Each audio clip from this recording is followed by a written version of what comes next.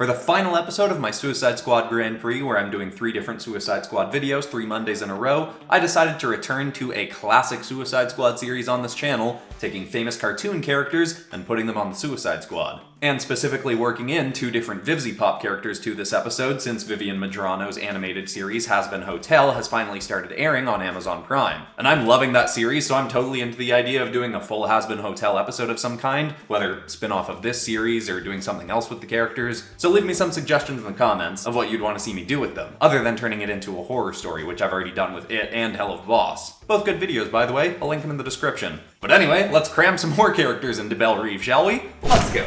Hit like if you want, subscribe if you feel like, but either way, enjoy the show.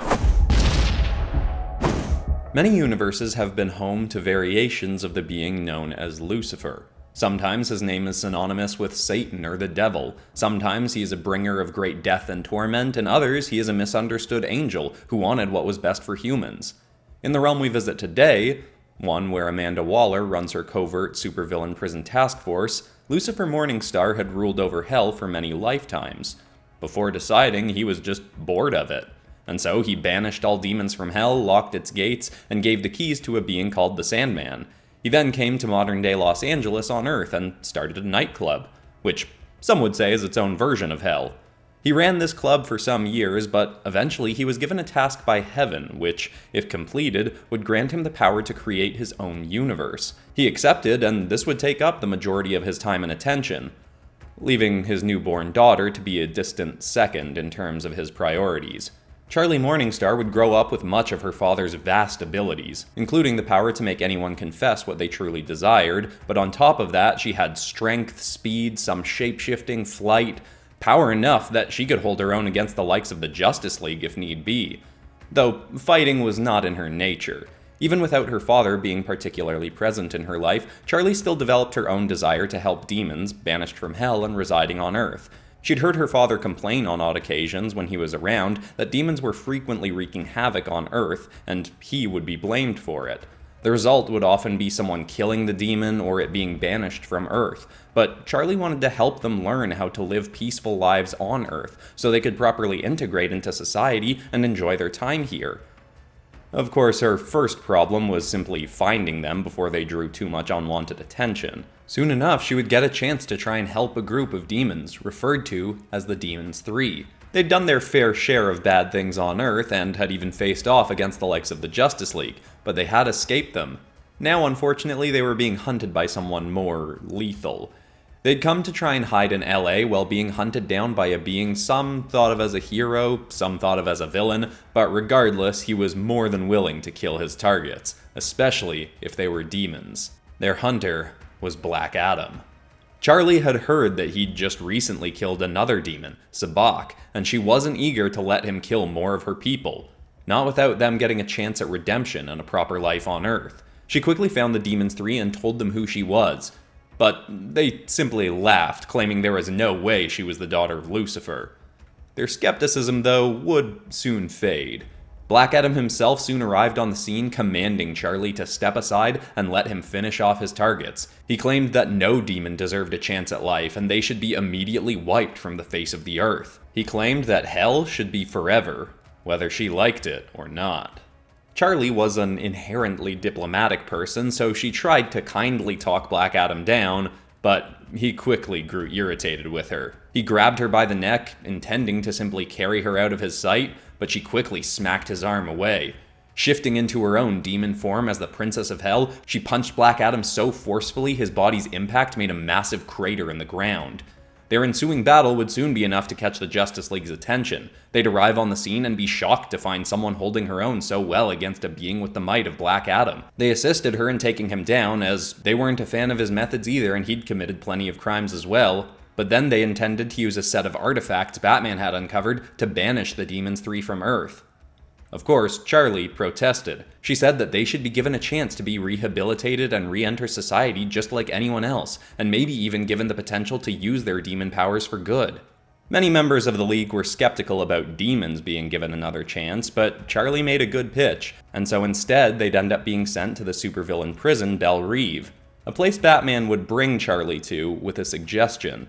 He'd long known about Amanda Waller's Suicide Squad and did not approve, but also had never been able to shut it down. Waller claimed to the few people who knew about it that forcing criminals to use their abilities to the benefit of their country could help encourage them to do good with their powers when they were eventually set free. But Batman knew that was all just an excuse. Waller didn't actually care about rehabilitating criminals, she just wanted to use them to do her bidding, then execute them if they stepped out of line.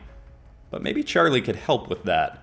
If they could convince Waller to bring her on as a field warden for Task Force X and be the genuinely positive influence they needed. It wasn't a pitch Waller would have accepted without some significant benefit to her, but luckily, as Charlie had just proven against Black Adam, she was an absolute powerhouse that could up the fighting force of her squad significantly. As another angle of the deal, Batman promised that any time going forward if the League came across demons causing problems, as long as it was a possibility, they'd capture them like any other supervillain and send them to Belle Reve, where Charlie would get a chance to help rehabilitate them, as she so desired. There were many moving pieces to this plan, but amazingly, they all fell into place. Charlie Morningstar would become Belle Reve's resident rehabilitation expert and would spend her life helping those who claimed they didn't want any help, but who truly needed it the most.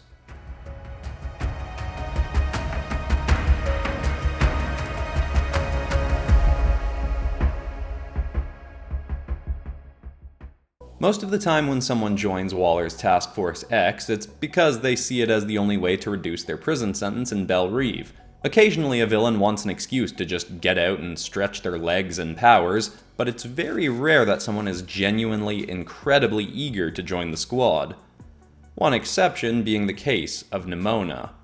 The name was one she'd been given by the Maasai people in Kenya where she grew up. She'd been abandoned on the side of a road when she was just a baby and had been taken in by the people there. She was different in many ways from those in the village and was often scolded for trying to get far too close to animals that could easily harm her, such as hyenas and rhinos. She appreciated her village but was a bit of a natural troublemaker and was incredibly curious, which led her to snooping a lot on the home of a scientist who'd built an isolated lab on the Masai Mara land to do his experiments. Dr. Mark Logan had brought only his wife, Marie, and his son, Garfield, along with him to live in this new lab, where he was attempting to make a formula to rapidly reverse the evolution of animals. What was the intended practical application of this? You got me, but it would eventually come in handy for him.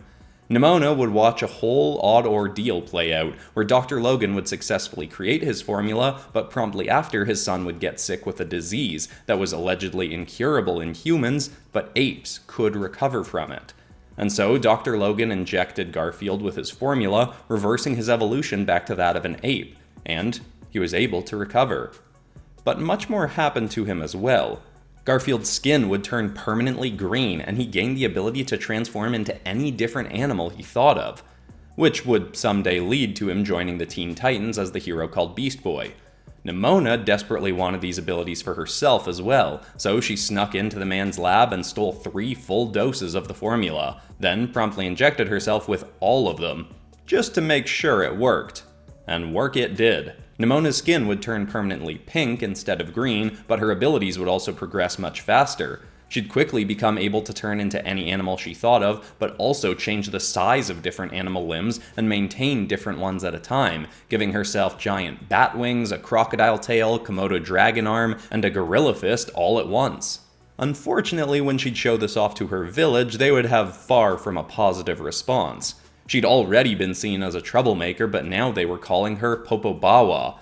This was the name of a legendary shape-shifting evil spirit, whose name literally translated from Swahili into Batwing. She was run out of her home and left with nowhere to go, so she just started to fly. She followed some of the roads and eventually reached Nairobi, a far bigger city than she'd ever been to.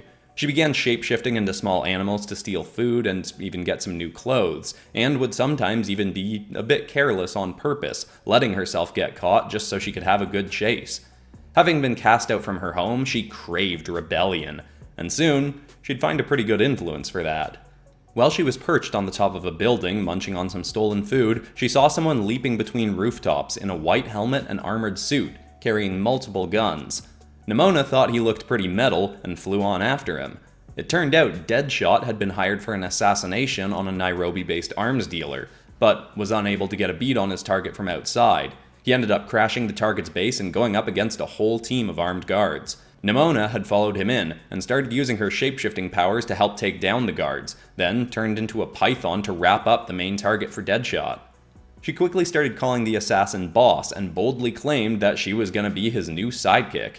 He appreciated the help, but having a daughter himself, he wasn't eager to put a young woman's life in danger just to help him out.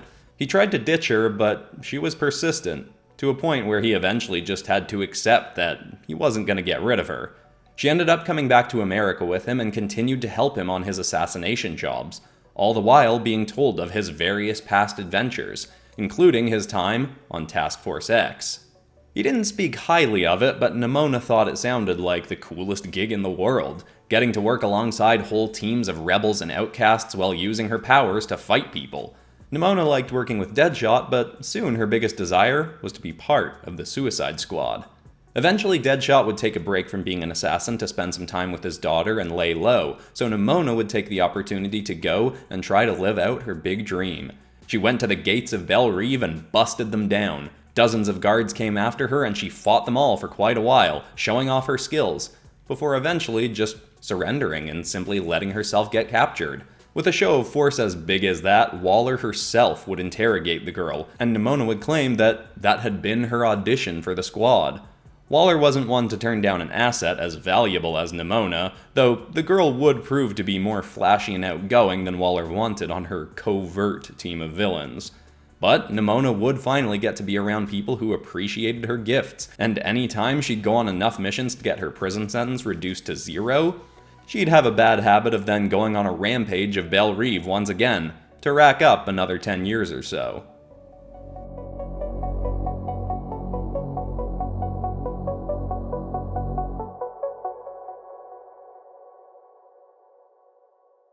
Gotham City has more than its fair share of criminal organizations that keep Batman and his allies busy. But Brandon Blitz Buckso figured there was always room for another. Blitz had actually come to Gotham for the first time with a group called Halley's Circus. He'd been a young performer in the circus alongside a friend of his, Dick Grayson, whose whole family performed a trapeze act in the show. While the show was in the city, a local crime boss named Tony Zuko had come to talk to circus management in an attempt to force them to pay protection money. When management refused, Zuko planned to make them regret it. As he was leaving, he saw that Blitz had been listening. He asked the kid if he wanted to make some money. He offered Blitz $500 to loosen the ropes on the trapeze before the next show. It was more money than Blitz had ever seen, but he didn't want to hurt Dick or his parents. Zuko promised that the net below them would still catch them when they fell. He just wanted to send a message. Desperate for what seemed like the fortune he was being offered, he took the money and did as the man said. And, of course, anyone familiar with Nightwing's story knows how that turned out. Zuko had ensured that the net was also cut, so when Dick's parents fell, there was nothing to catch them, and they were both killed. Blitz was devastated, especially because he'd always had a thing for Dick. But trying to apologize for what he'd done under Zuko's orders went about as well as you'd expect. Grayson punched Blitz in the face and swore to never speak to him again. Before Blitz could make any more attempts to make it up to him, Grayson would leave the circus, and it would be some time before Blitz would see him again. Although, at that point, he'd also leave the circus too, seeing a lot of potential to make money in the criminal underground of Gotham. His hope was to someday be able to help one of them take down Tony Zuko for what he'd done, all the while making a lot of money in the process. Starting young, crime bosses were skeptical about hiring a kid, but with his incredible acrobatic skills from the circus and surprising lack of morals when it came to killing, Blitz quickly proved he was worth hiring. Unfortunately, as he'd grow up, improving his skills as an assassin, Tony Zuko would be gaining more and more power and influence as well, making it harder and harder to get to him. By the time Blitz reached adulthood, he'd have learned that Dick Grayson had been adopted by billionaire Bruce Wayne, and presumably was living a pretty sweet life. Blitz would keep tabs on him to see what fun adventures his new billionaire daddy was taking him on, but to assuage his conscience, Blitz still wanted to take Zuko down. Blitz had built up enough of a reputation for himself that he decided to start his own criminal empire. Though empire was definitely a stretch. He called his group the Gotham Murder Professionals, enjoying that he could refer to his villain attire as his gimp suit. But the most he'd ever gotten to work under him thus far was 3 people. Still, he eventually made a pitch for them to go after Tony Zuko together, both to steal a vast fortune from him, get their name out there as a group not to be messed with, and for Blitz to finally get his revenge. Zuko's crime family was getting a massive exchange of bearer bonds that Zuko would be overseeing himself at the Gotham docks. Being out in the open, it would be a perfect place to finally get him and take out a bunch of his goons.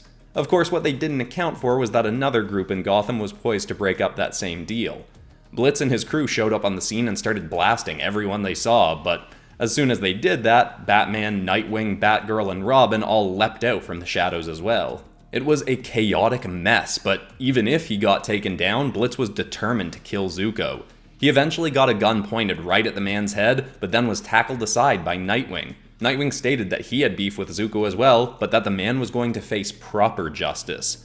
Of course, upon taking a good look at Nightwing, Blitz immediately recognized him as Dick Grayson. I mean, he was literally just wearing a little domino mask to disguise his face. It wasn't that hard to figure out. Blitz didn't reveal who he was at first, instead trying to fight off Nightwing to get at Zuko, but Dick blocked him on every move.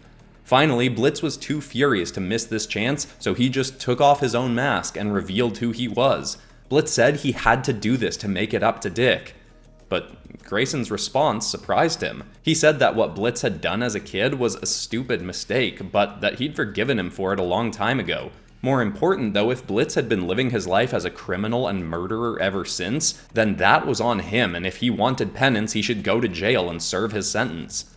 Blitz was amazed to hear that Grayson had forgiven him for what he'd done, but he also wanted his own revenge on Zuko too. He snatched up one of his guns and shot Zuko right in the head, then surrendered to serve the sentence that Grayson said he should. The way Blitz saw it, he was off the hook now for all the guilt he'd been harboring, and was totally fine to go away to prison for a little while, confident he could find a way to break out eventually.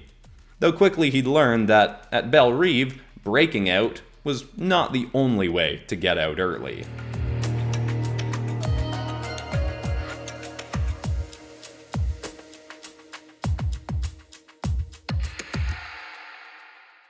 Many beings from the fifth dimension have caused problems for the likes of Superman, Batman, and the Justice League, but it may surprise some to know that even the residents of this imagination-fueled, reality-warping place can become fed up with their own kind's antics. There was a kingdom within the fifth dimension called Muni, where the princess was causing problems for her people. Her name was Star Butterfly, and a particularly cheeky imp by the name of Mr. Mxyzptlk had gotten in her ear once about how fun it was to visit the lower dimensions and mess around with the people there. Star became fascinated with the other dimensions and would go to them and try bringing beings back to her world, and they'd often end up wreaking their own havoc. On top of that, Star was having a much harder time getting control of her reality warping abilities than other members of her kingdom. Being of the royal family, she had far more potential with her magic than most, but even after giving her a wand that was meant to help focus and channel her abilities safely, she was having a very difficult time making them do what she wanted. Her parents believed that it may be due to the naturally unstable environment of the fifth dimension, so they decided if she liked dipping down to the lower dimensions so much, maybe she should be forced to train there. Her folks didn't know much about Earth in the third dimension, but they knew it had plenty of heroes, and they wanted to find someone who could help their daughter be a bit more mellowed out and less rambunctious, learning both to use her abilities and specifically to use them for good. Someone who could help her to, instead of wreaking havoc, help her make peace. Of course, they probably should have researched their choice a bit past the name. They found the so-called hero Peacemaker and presented their daughter to him, stating that they wanted him to oversee her training with her magic. He thought it was a bunch of ridiculous nonsense at first, but when he saw what she could do with her seemingly magical fifth dimension powers, he was intrigued by how much she could help him. And so Star was left with Peacemaker and became his sidekick, albeit one with infinitely more power than he had himself.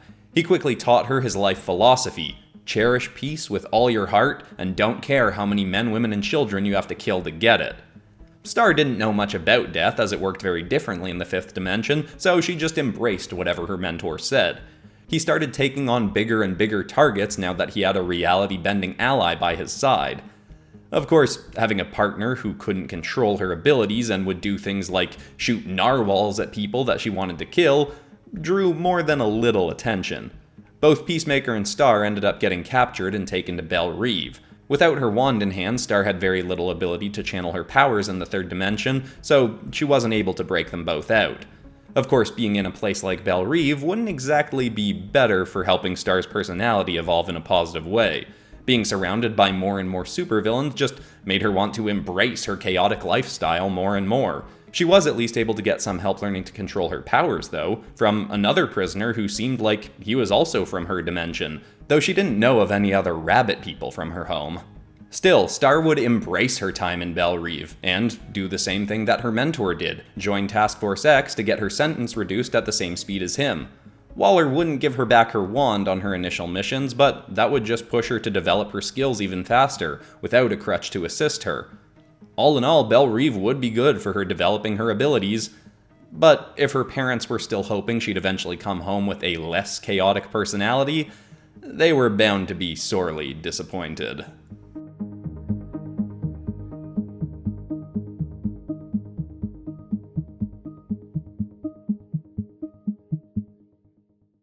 And live forever whether you like it or not. If you enjoyed this, you might want to check out my Helluva Boss Spider-Man villains episode. I remember that being a pretty fun one that I was happy with, but you might also like my other various Suicide Squad episodes. I've put lots of different famous cartoon characters on the Suicide Squad, anime characters, video game characters. I'll link my entire Joining the Suicide Squad playlist. As usual, all the inks and high-resolution art from this video will be going up for free for everybody on the PopCross Studios Patreon. Haven't mentioned it in a while, but the PopCross Studios Patreon is now free for everybody. But if you also want to support the channel, you can join the $1 a month tier on there as well. Huge thank you to everyone who is supporting me on there, even though you don't get any extra benefits for paying for it. I really appreciate that. But besides that, that's all for today, except of course for ending this video on some kind of positive or inspiring note, and the thought I want to leave people with today is a quote I read this week that said, "You become unstoppable when you start training things that nobody can take away from you. Things like your mindset, character, and personality." Personally, I'd say over the last 4 years, one of the most useful things I've done that's benefited my life is meditating every morning and working in a few other great mental health practices, like exercising more consistently to help improve my mindset. So I firmly stand behind this quote. I hope that's inspiring, I love you all, and I'll see you all in the next video on Friday.